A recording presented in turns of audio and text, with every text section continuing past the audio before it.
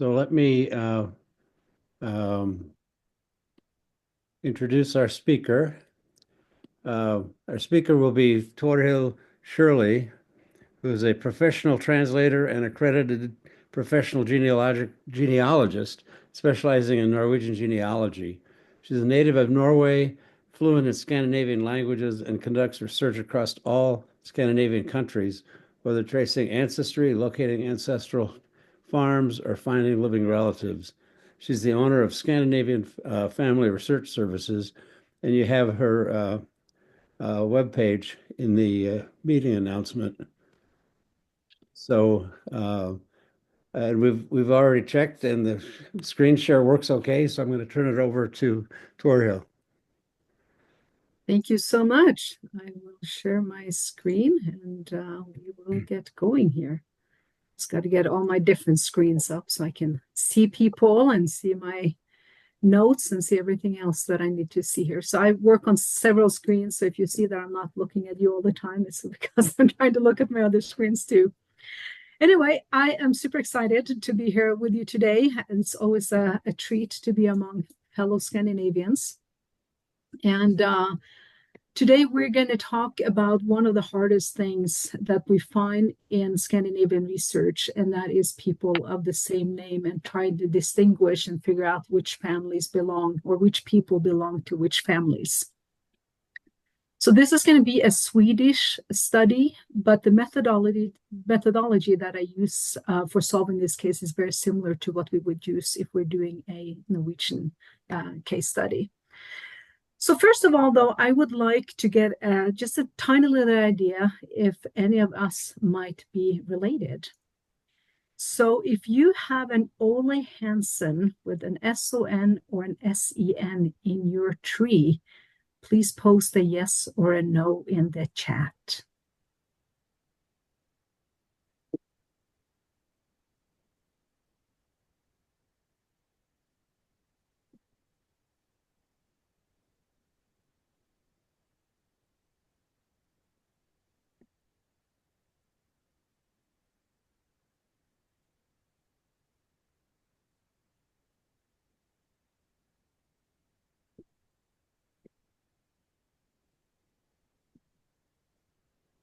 Okay, so from those that have answered so far, it looks like we're about half and half of having or like Sydney says, likely we have an Ole Hansen in our tree. So maybe not all of us do, or maybe we haven't found them yet, because this is a very typical and very common name that most people find in their tree.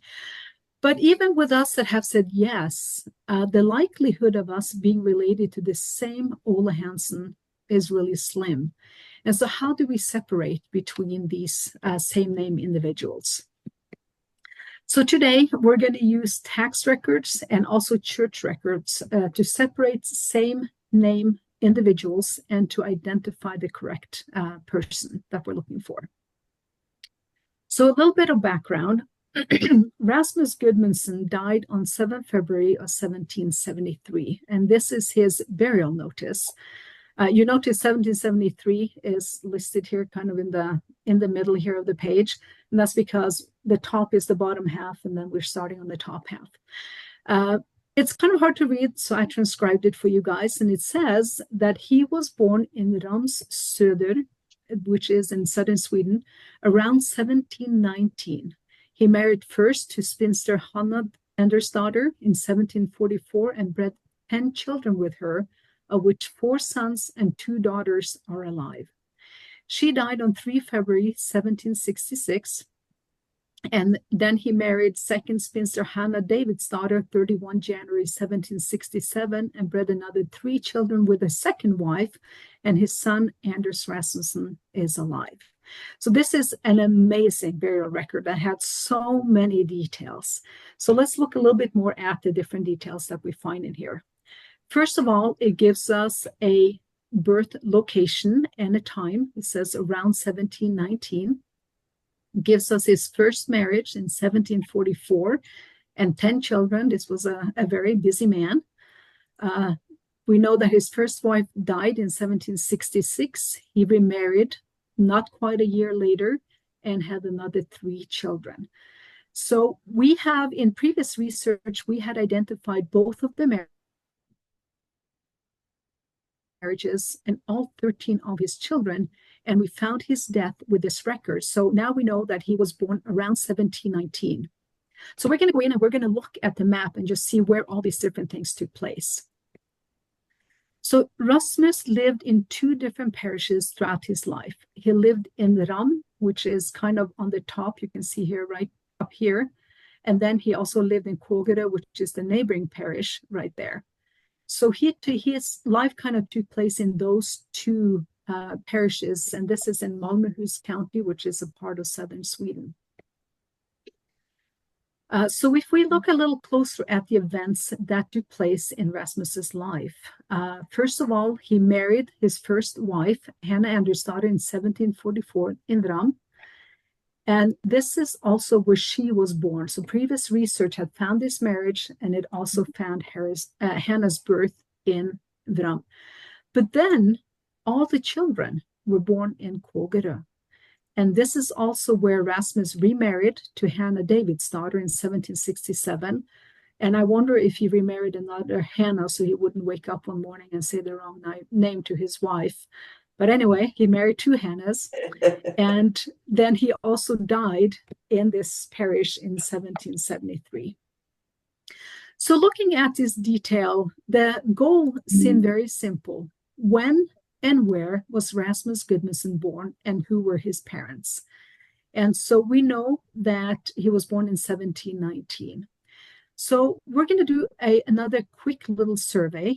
If you guys have a Rasmus Gudmundsson in your tree, feel free to put a yes or a no in the chat.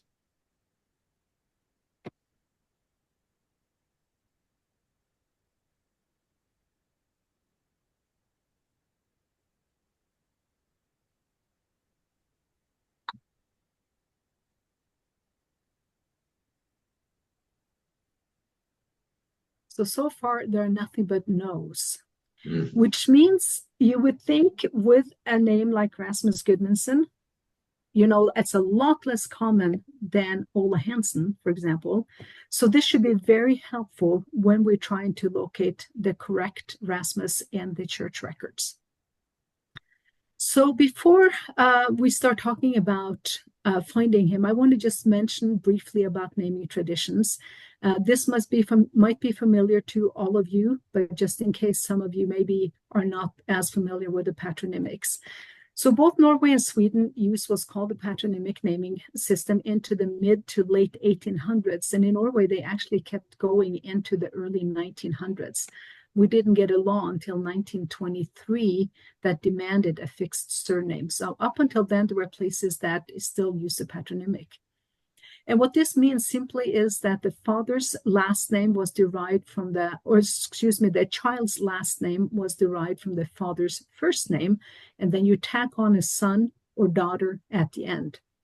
So this grumpy old farmer, his name is Hans.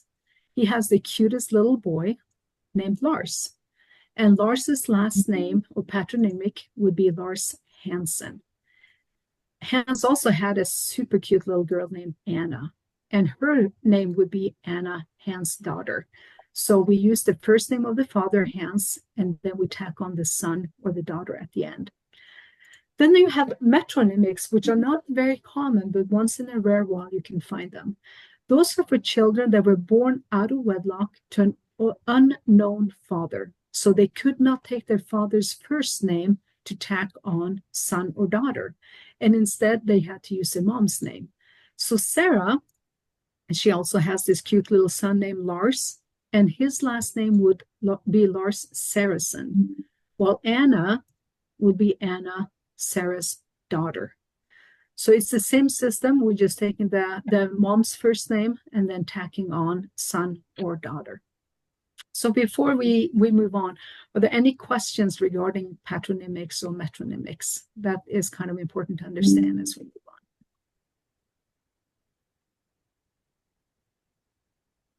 on. Okay, then we will move on. So we know that Rasmus Gudmundsson was born to someone named Gudmund based on the patronymic, but we don't know Gudmund's last name or what his patronymic would be. Since the burial record stated that Rasmus was born in Södra Ram, this seems like a really good place to start a research. So that's what we did. We went in and we find Rasmus right there. He was Christian on 6th of March, 1720 to Gudmund Rasmussen and Karna Larsdatter. So it says on 6th March, Christian Gudmund Rasmussen's and Karna Larsdatter's boy child in Södra Ram and was called Rasmus. Slam dunk, easy peasy, right? We found him, no big deal. But as a proper genealogist, knowing that he spent a lot of time in Kågerö parish, I just wanted to make sure that he wasn't there, that there wasn't another Rasmus in Kågerö. I mean, with a name like Rasmus Gudmundsson, what are the odds? Well, I'll be dipped. There he is. On the fourth Sunday in the fast, christened Gudmund Rasmussen's child from Bensige, named Rasmus. And this was on the 9th of March in 1718. So I guess not a slam dunk after all. So here we are. We now have two candidates.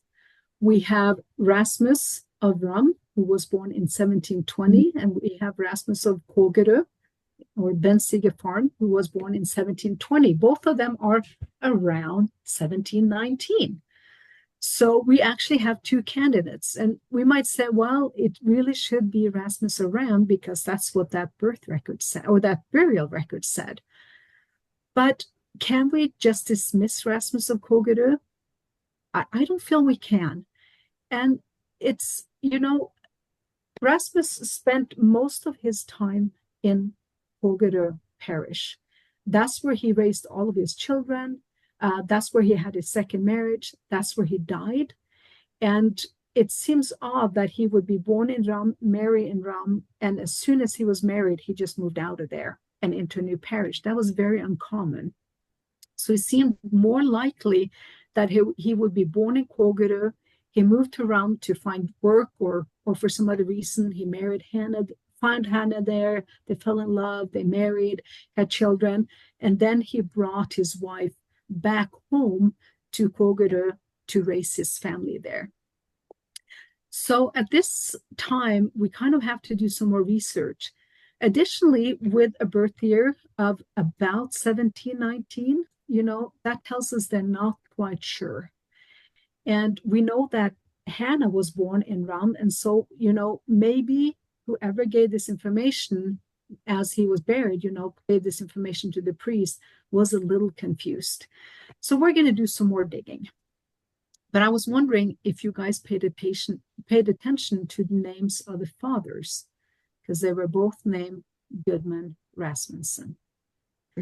And considering that Rasmus Gudmundsson, or Gudmund Rasmussen for that matter, isn't that common a name, what are the odds that there would be two different Gudmund Rasmussen with a son named Rasmus, born around 1719, living so close to each other? So this gave us two potential research questions that we needed to try to answer. First of all, is there one or two families? Is it possible that Gudmund married twice? Could he first have married and had a son in Kågerö in 1718, who died at the same time as his mom? Then Rasmus moved to Ram, married again, and had another son in 1720 that he married Rasmus. Or are these two completely separate families? And if they are two separate families, which of the two Rasmuses then died in Kågerö in 1773? So before we move into their research, are there any questions about our objectives or about what we've found so far?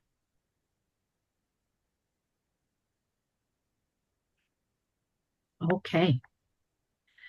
The first thing we need to do is separate two families. And this at times can be tricky, so let's look at how we can do it.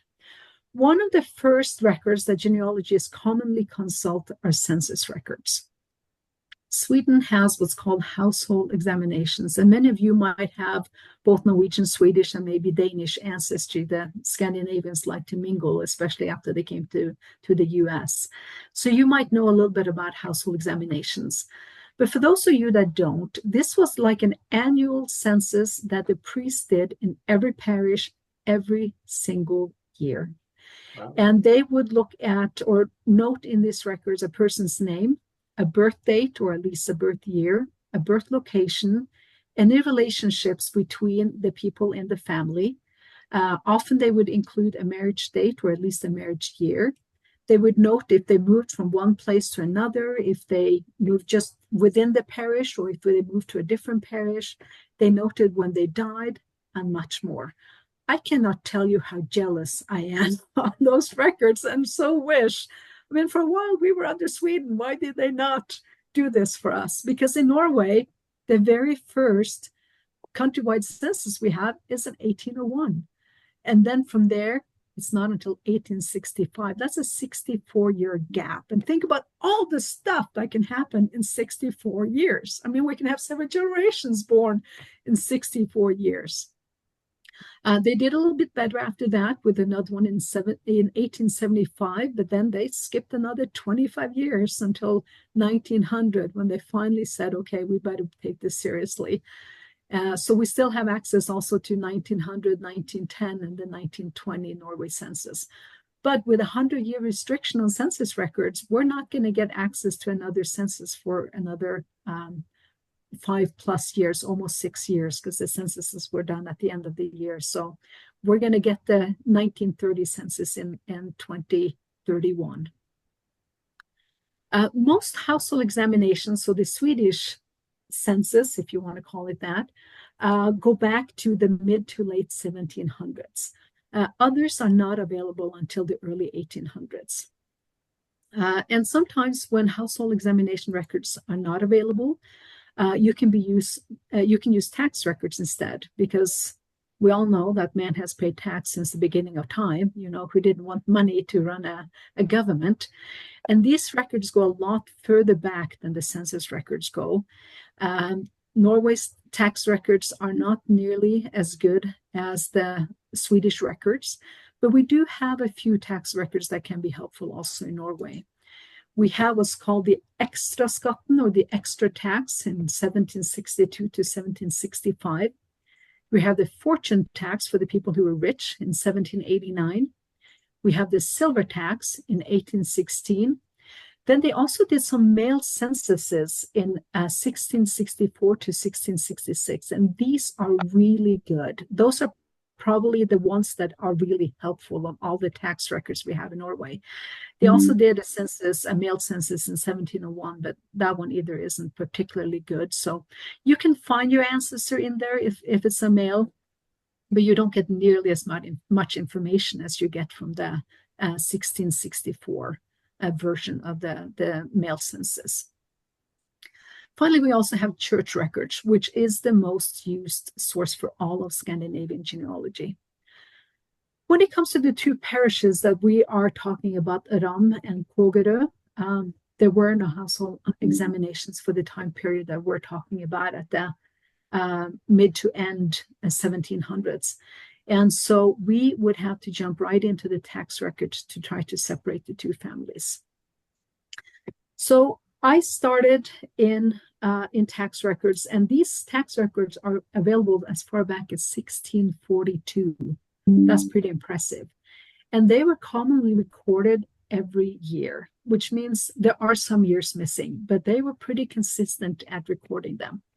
So starting around the time of Rasmus's birth, we know he was born either in 1718 or 1720, so approximately 1719. So starting around that time, we consistently found a Gudmund Rasmussen, and you can see his underlined here in red. This is Bensige farm in Kågerö, and he is right down there. And he was consistently on this farm every single year. So this one is from 1725. But starting back in about 1718, he was consistently on this farm. Going to Ram, and you can see how it's written here with the WRAMS. written a little bit different. But here too, in this parish, there is Gudmund Rasmussen, and he was there every single year paying taxes. So it is very unlikely that the same person would have a property in two different parishes at the same time and pay taxes to two different parishes at the same time. So it's kind of seems like it's a good chance we're talking two different families. But let's also go in and look at the church record. So Gudmund Rasmussen on Bensiger farm in Kågerö, we found that Rasmus, which we talked about already, was born in 1718, and he was the last of Gudmund and his wife Elsa's children. And not very long after, in 1730, Gudmund actually died on Bensiger farm in Kågerö. Looking at Gudmund Rasmussen in Ram and his wife Karna, they had Rasmus born in 1720. He was their first child. They had a daughter, Cecilia, born in 1722. Then they had Lars, born in 1725. They had Christina, born in 1727. Then the family moved. They moved to Kågerö parish on Böketofta farm, where they had Per, the last child, born in 1732. And this is also the farm where Gudmund died in 1771. So now we can clearly see that we are talking two different families. If we put this side by side in a timeline, which is a really good way of kind of getting an overview, we can see here we have them both in tax records in 1720. We have them in tax record in 1724, 1725. And then we see that Gudmund, who is in Ram and then moves to Böketofta, he has children after Gudmund in Bensiger or in Kågerö died. So clearly we are dealing with two different families. So that has answered our first question. Are we dealing with one or are we dealing with two families? Then the question becomes, which of these two are ours? Is it the Rasmus that's born in Kågerö in 1718 or the one born in Ram in 1720? So let's talk a little bit about naming traditions, because this is also very important when it comes to Scandinavian research. People renamed children all the time. There are some rules out there, and they were not super strict on these rules. Were there any questions before I move on? No, I'm just expressing amazement. Oh, okay. Thank you. So the oldest son was commonly named after the father's father. The second oldest son after the mother's father. Then the oldest daughter after the mother's mother, and the second oldest daughter after the father's mother. Know, however, that usually when a family married, they would stay on the husband's side, kind of on the farm that belonged to the husband's side. So it made sense to name the father's father first for the son as an honor. However, at times they moved to the wife's farm instead. And at that point, it made sense that they would name the mother's father first as an honor because they were living on that farm. In addition, if they had children that died, it was common to rename those children when they had more children. And if they had a spouse that passed away and they remarried, then the first child in the new marriage would usually be named after the deceased spouse if there was one of the same gender. So a lot of rules to kind of keep in mind, but also know that not everybody followed the rules. So previous research had identified all 13 of Rasmus' children. He was a busy, busy man. So if Rasmus named any of his children after his parents, they would either be named Rasmus and Elsa, Gudmund and Elsa, or Gudmund and Karna, because those were the two couples that we were dealing with. We notice there are many boys on this list, but none of them are named Gudmund. There are no Karnas either, but there is one Elsa. So now we're wondering, is it possible that they actually renamed the grandma Elsa? And this kind of leads us towards the family of Hågerö instead of the family of Ram. So now we're totally confused, and we're going to need to do some more research. But it's still interesting to see because the family clearly followed other naming traditions. Paul, who was born in 1745, died in 1754 and was renamed in 1755. Anders, born in 1752, he died in 1766 and was renamed. Rasmus's first wife, Hannah, passed away. His first child with his new wife, Hannah, was named Hannah, most likely after the first wife. She died right after birth, and they had a second child named Hannah. This child, we don't know if she was named for her deceased sister just a couple of years earlier, for the wife that had passed away, or for her own mom, because now we have so many Hannahs to pick from. So we don't know which one she is named after, but we can clearly see that they are using the tradition of renaming children, or renaming family members. Anyway, this doesn't bring us any closer to knowing, was our Rasmus that we're trying to find, did he belong to Gudmund and Elsa, because we have an Elsa here, or did he belong to Gudmund and Karna because he was born in Rum, and that's what that burial record said. Let's talk a little bit about godparents. As many of you might know, many Christian churches baptize infants. This includes the Lutheran Church, which was the dominant faith in Scandinavia. Being a godparent or a witness was a great honor, and this was mostly given to close family members, close neighbors, or if you were lucky enough to have connections and you knew somebody important that were rich, or that had like a merchant or a priest, somebody that had an important position in society, and you were able to get them to come and be a godparent, well, then you really scored.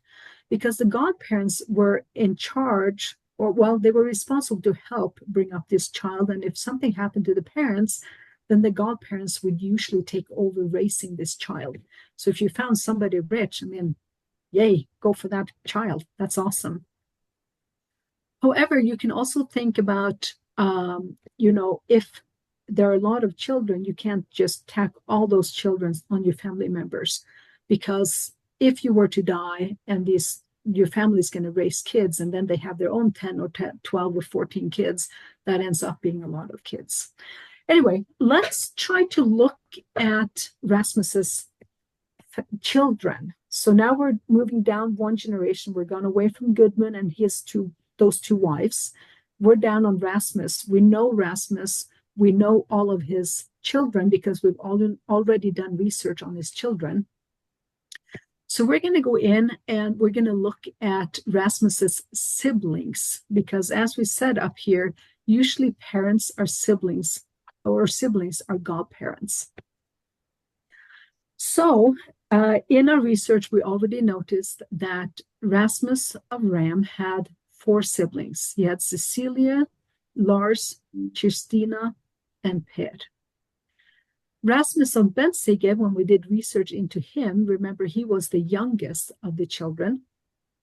His siblings were called Anna, Olaf, Elin, Nils, Carl, and Karno. So a couple more siblings than the other Rasmus. So those are the ones that we have. So let's go in and look, are any of these siblings of Rasmus godparents to Rasmus's children?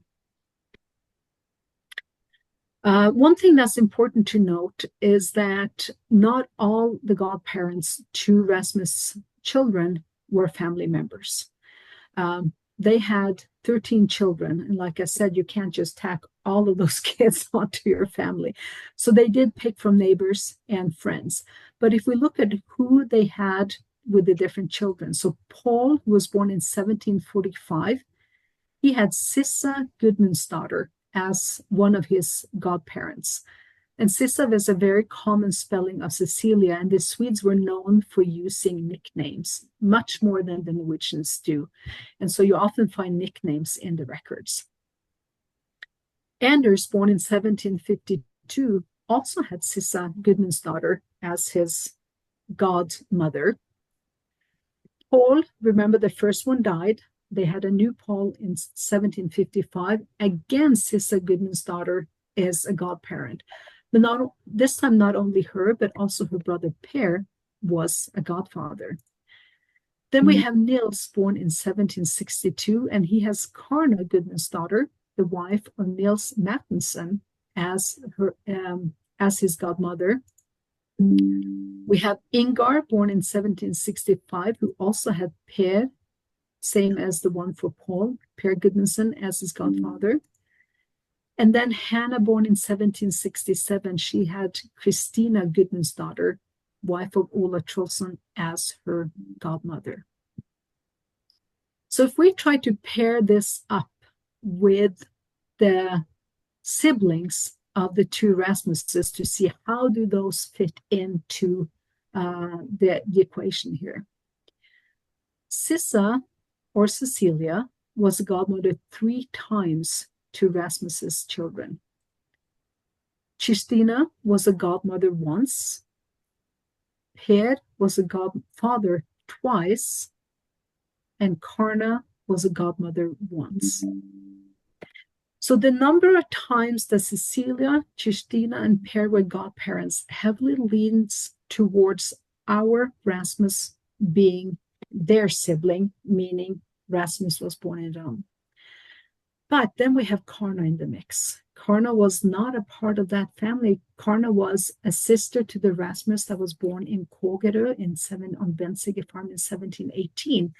So how on earth do we explain that suddenly she is there in this mix? That kind of throws a wrench into this whole thing. Karna Gudmundsdottir, she was born on Bensige farm, the same farm that Rasmus of 1718 was born on. She was born there in 1714 to Gudmunds Rasmussen. She married Nils Mattisson. He was born on Askegården in Vram in 1733. So where he was born in Vram, this is not a huge parish, especially not back in 1733. And Askegården was not very far from Södra Ram, where Rasmus, born in 1720, was born. So it is very likely that those two families, so Nils family and Rasmus family, knew each other already while they lived in Ram. So they had some connections already there.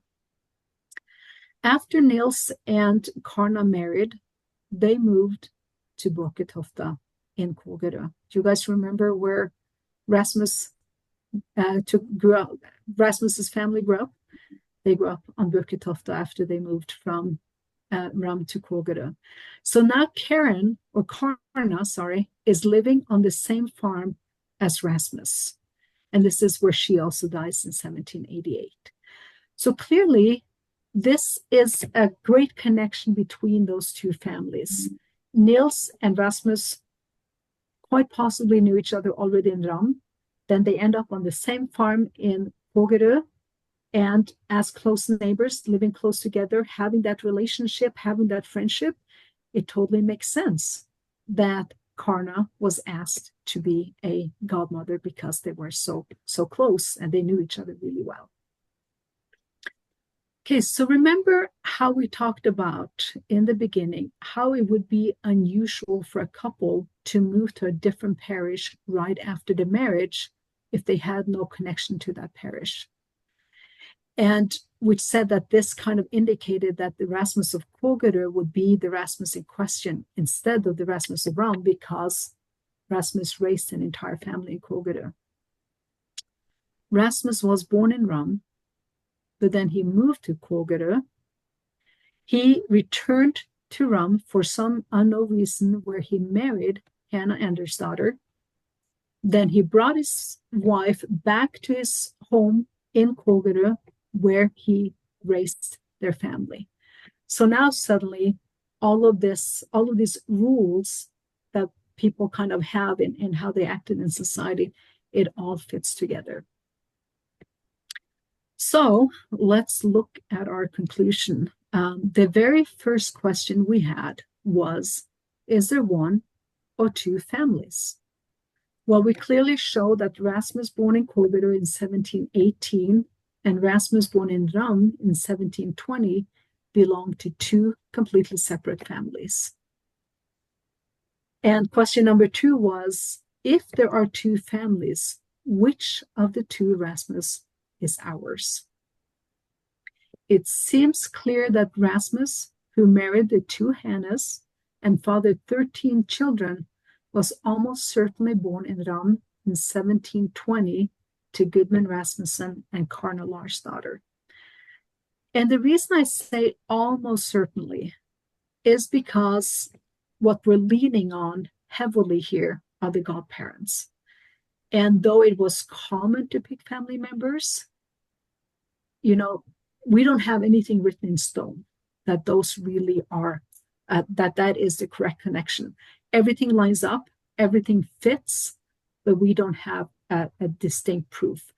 And you might think, well, what about probate records? Probate records are awesome because in addition to listing the person who passed away, it lists the spouse, it lists all the heirs, which means it would list the children that were still alive. And if they had passed away and had children, the grandchildren would be listed. So this would be a great way to confirm for sure that we now have the right family. Unfortunately, I could not find a probate for either of the two Gudmunds or their wives.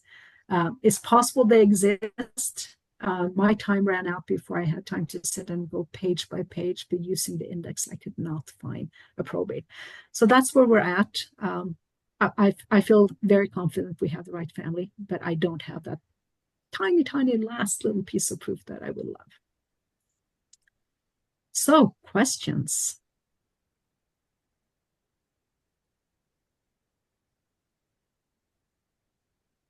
I have a question about the household examinations. Why do you have to wait 100 years to see them? So the Swedish household examinations, you do not have to wait. The household examinations, they are available up until 99 or 2000 or something like that. The Swedes are super open. They just put it all out there and it's all available. I'm going to stop share here so I can see you guys' faces again. The Swedes just put everything out there. The Norwegians have rules on birth information. And the reason for that is that in 1935, well, let me go back a little bit.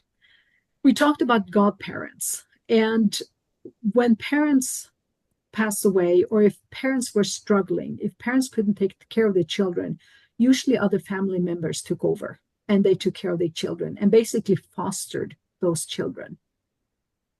There was no adoption system. It was kind of just how the society took care of children that needed help. In 1935, Norway adopted, kind of pun on the word, something called strong adoption, meaning that if a child was not raised by their parents, they should be placed for adoption and there should be no connection between the parents and the child, which means the children were actually removed from their local society and placed somewhere else. Wow. This is often noted in the church books and could go back. So if a child was adopted between the age of 0 and 5, it could go back all the way to 1930. So that's why church records are available from up until 1929, freely available. Starting in 1930, they're blocked for 100 years.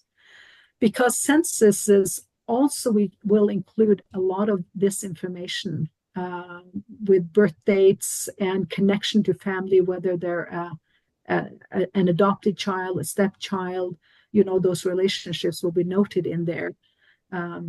They have chosen to also block the Norwegian census records for 100 years. Okay, thank you. You're welcome. Alan did post one question here that I noticed. He says, if they follow the rules, would follow it quite well or just hit and miss. Likewise, if they did not follow the rules, was it complete or a hit or miss? That was so depending on the family. Some were very strict at following the rules and they stuck by it without fail, while others didn't. So I don't know that, like we saw in this case, I mean, they followed the rules on renaming children who died and renaming the wife who had passed away, but then they didn't rename the parents. So I think that was a hit and miss. I don't think there's no rule for when they followed the rule. Let me put it like that. So, any other questions? Yes, let me clarify. When you use the term renaming children, say after a death, so if you've got, Hannah and Celia, Mhm. and Hannah, they're both alive at this moment, and the younger one dies. Are you saying that they would the child who is already named and alive would take the name of the child that died? When you If say that when you was say no, rename, okay, yeah, no. Then at that point, maybe I should use a different term than rename. So in this case, the first Hannah had passed away, and so when they had another child of the same after the gender, birth, they would yeah, okay, yeah. reuse the name. In that aspect, also, it's important to know that they could have more than one child with the same name living at the same time. So often, if there is two children of the same gender with the same name, I always go and look for a death for the first child. But it doesn't mean that the first child passed away. Let's say that, like in this case, we had two Gudmunds. So let's say that Gudmund and Gudmund, or let's say that Rasmus and his wife Hannah both have mothers named Maren. Well, then they would have two girls named Maren, because one named after the mother's line and one named after the father's line. And they would probably go either by a nickname or by, at least in official records, Mary the younger and Maren the older. So that can happen. But I always look for a death if I find two children with the same name. Good question, though. Well, I had a question about, it seems like a lot of these names are, like it ends with, son and daughter. But I mean, you could look at my last name, I think, and it looks like it's named after a farm, the land. So is that something that was, more like late 1800s or something that changed, or was that always part of a tradition? You could also have a last name with Land or Lund after it. So, yeah, so back, if we go far enough back towards into the 1700s, there was only one Jens living on Eskeland farm. And so they would just say Jens Eskeland because there was only one there. As the population grew and you had more than one Jens, you had to start tacking on the patronymics. So back in the 1700s, very often they did not use patronymics.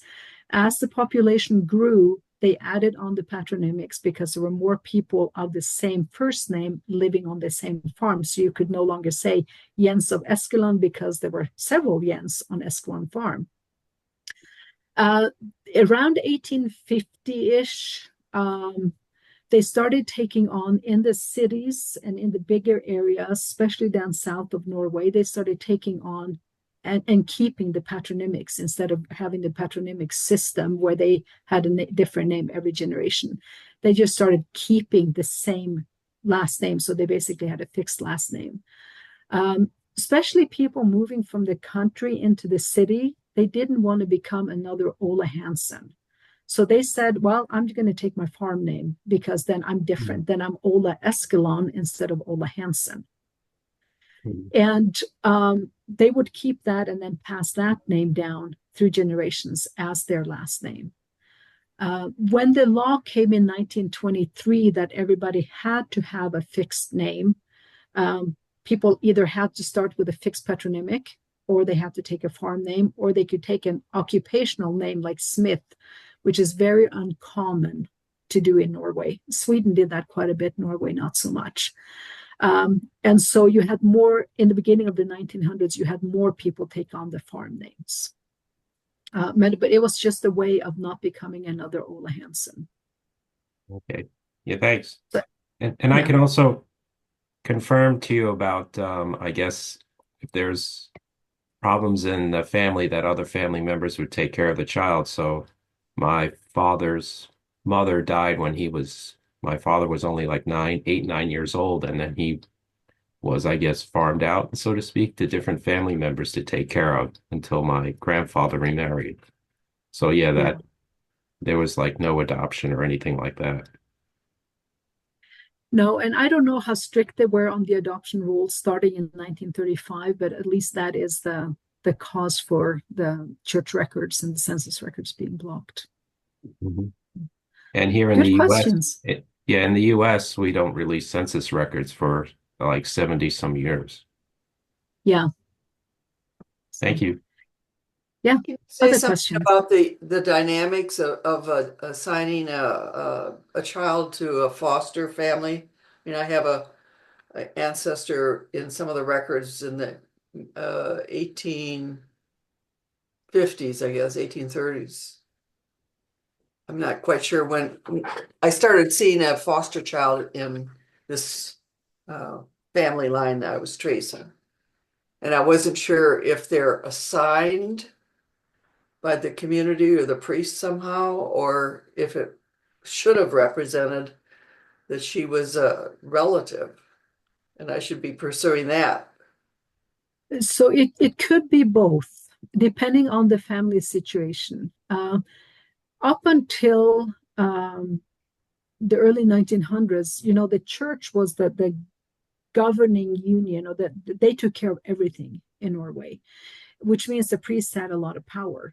But it also means that the church was responsible for anybody who needed care, whether it was poor care, sick care, whatever kind of care they needed. And very often, if a family could not take care of their child, then the child was placed in foster care with a family that had enough means to take care of them, but that also needed the help because they usually would have to go and work for their lodging and feed. They usually didn't become another member of the family unless it was a family member. They usually became a servant that they took care of. So you get to live here, and we're going to feed you. You get to share bed with somebody, 5 other people maybe, but you will have a place to live and you will have food in your belly. Okay. So it kind of depends a little bit. It's on the situation. It's hard to say. How did naming change in different levels of society? So you have the farm laborers, you have the farm owners, and then you have the government folks and those folks. Was the process different? I think if you're thinking about the naming traditions, that was not probably more of a traditional farm thing. So when you go into the towns, into the cities, you're going to see, number one, the families are a lot smaller.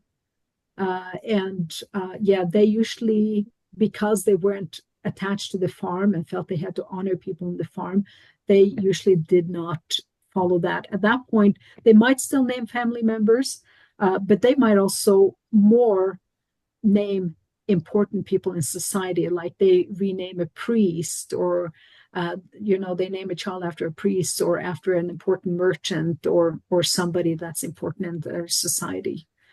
So you do find that more in the cities than on the countryside, where they very often pick names from family members.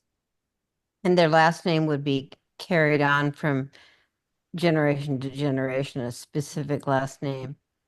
more likely? Starting around around 1850 in the bigger cities, and then it slowly spread out. So the further you get into a fjord or way up north, the longer it took for this change to happen. So right around early 1900 is a really hard time to do research, because children at that point in the 1900 census might be listed with a patronymic, while in the 1910 census, they might be listed with their father's last name, so their father's patronymic, which now has become their fixed last name. So that generation right there might actually operate with two different last names. So that one is a little tricky. But yeah, it started around 1850, 1875. It just slowly spread out throughout the country. I had a question to add. Sorry, to add on the naming, the choice between a patronymic and a farm name. Could that have happened, our ancestors that emigrated to the United States, that they actually made that choice at that time? I know my grandparents, my grandfather is Jacobson, that's my name, and his wife is Goplin, was his farm name. Both emigrated in like the 1860s, 1870s, and I don't see any indication in the Norwegian records that they had made that choice at that time. But this, after your discussion, wondering if was that Goplin name actually official in Norway before they came over? They chosen the name coming over. Very many, because they came and settled in the north central areas where there were a lot of other Ola Hansens, and they just didn't want to disappear in the mix of other Ola Hansens. Very many took on a farm name. So you will find them in the immigration record with a patronymic, but after that, very often they operate with a farm name instead. That is very common.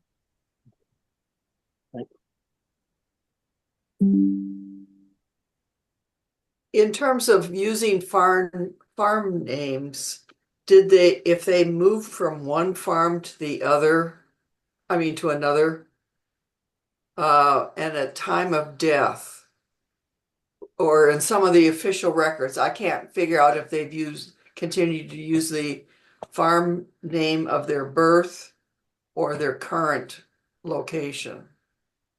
So that also depended. If we're talking back in time, when they often went by Ola of Espeland, so Ola Espeland, then that farm name would change. They would be Ola of whatever farm they were on.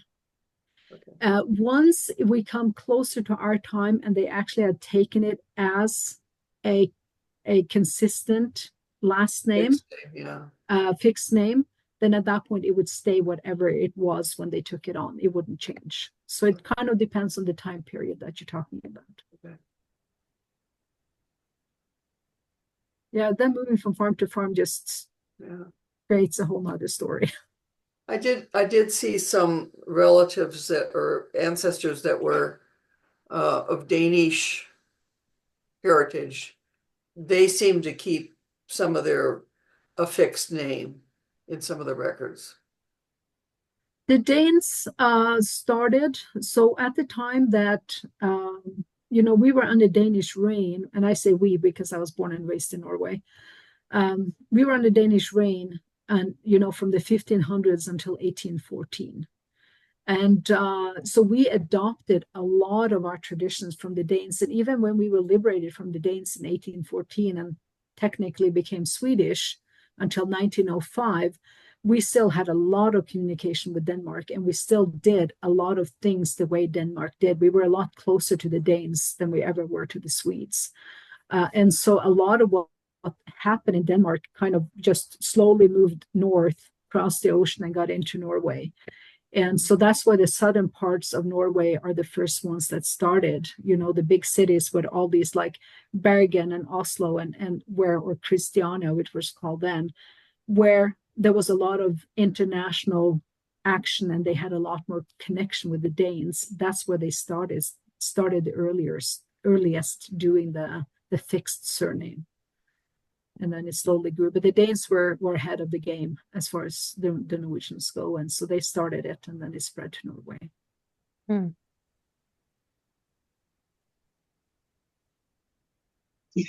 Back to the children that were adopted or began being raised by godparents, how would they be identified in a census as a foster child or as a godchild?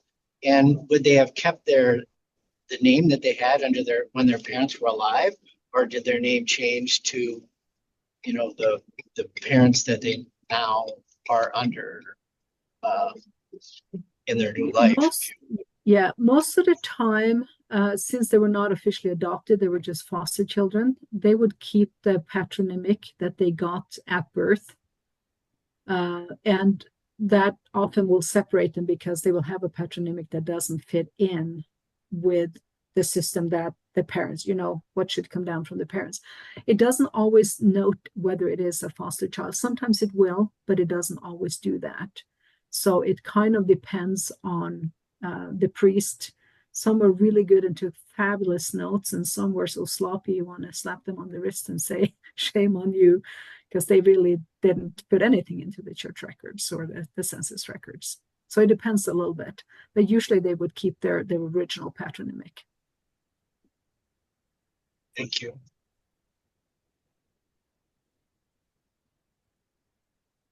Any other questions?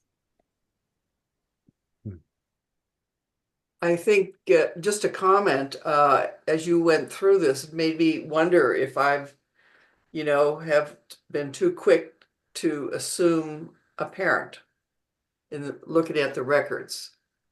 I think I've got the right people. It would be a shame to be following the wrong trail.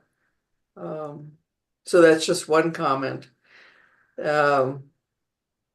And then the other, I'm just looking at some of the German records, and I know that there's probably some commonality between what the Germans and the Danes did and in terms of naming.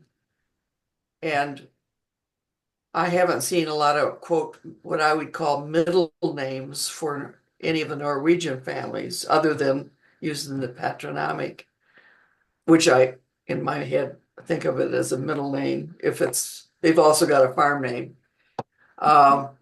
But in some of the other records, some of the records, I wonder if they're just repeating, like a John Henry, John Stephen, John, so that there's almost a throwaway name as a first name in some of the records.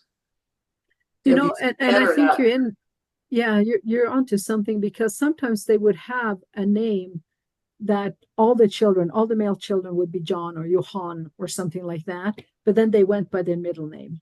Okay. And that was kind of a name that was just passed down to all the children in that family. And I think you see that more in Germany. Okay. I don't know that I've seen that in Denmark so much, but I've seen that in Germany, where all the kids have the same first name, but then they have a middle name, and that's actually the name that they're going by. And so obviously when they come to the US, they might not even use that John or Johan first name, because they never went by that in Germany. Okay. Thank you.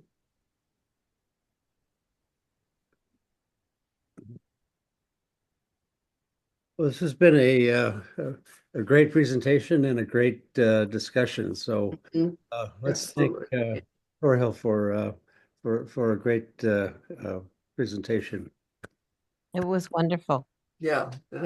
Thanks so much. Thank you so much. Really appreciate it. Very, very helpful. Very helpful. Very nice. Very fun. Very nice. Thank you. Yeah. Thank you. The handout was great too. The handout. Yeah, that's very helpful. Very helpful. Well, my pleasure. It was fun being among you guys. Always enjoy fellow Scandinavians. So tell, before you leave, where are you living now? I missed that first part. So I'm in Logan, Utah. Okay. Good place, right? It is. It's a fairly small town still. Well, small and small. We have about 50,000, so I guess we're not that small anymore. But compared to like big cities, it still gives us a small town feel, and we still have the mountains. I mean, I went from the ocean and scuba diving and deep sea rafting to a desert. So that's a little different, but I have the mountains, I have the snow, and I'm happy about that. Where in Norway did you come from? So my hometown is Bodø, which is north of the Arctic Circle. When we look out the window, we can see the kind of the southern part of the Lofoten Islands.